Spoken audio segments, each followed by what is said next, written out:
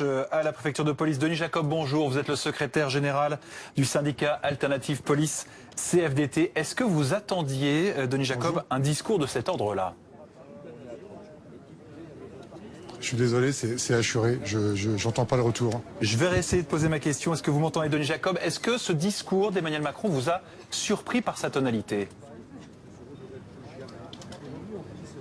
Non, je pense qu'aujourd'hui c'est une journée empreinte de tristesse, de colère, de douleur aussi.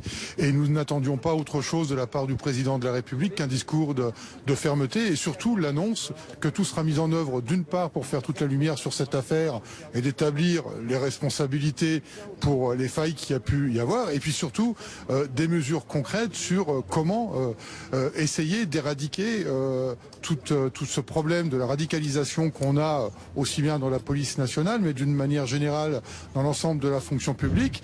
Je pense que les pouvoirs publics doivent prendre conscience qu'aujourd'hui, eh bien, le mal, il est aussi chez nous et qu'il faut mettre tous les moyens en œuvre pour pouvoir l'éradiquer.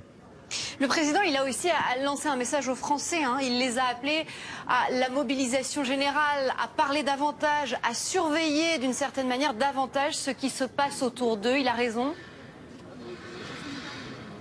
Bien sûr, je pense que la paix dans notre pays, c'est l'affaire de tous, que la mobilisation doit être générale et que tout comportement qui pourrait attenter à la vie d'autrui doit être signalé. C'est une responsabilité collective que nous avons et la nation, c'est tout le peuple français. Donc chacun a sa part de responsabilité pour faire en sorte bien qu'un tel drame qui a pu se produire à la préfecture de police ne se produise pas ailleurs sur le territoire. Un comportement, Denis Jacob, qui attente à la vie d'autrui, évidemment, il faut le signaler, mais on commence à quel signal? À partir de quand on commence à faire remonter l'information? C'est un peu le cœur du sujet aussi.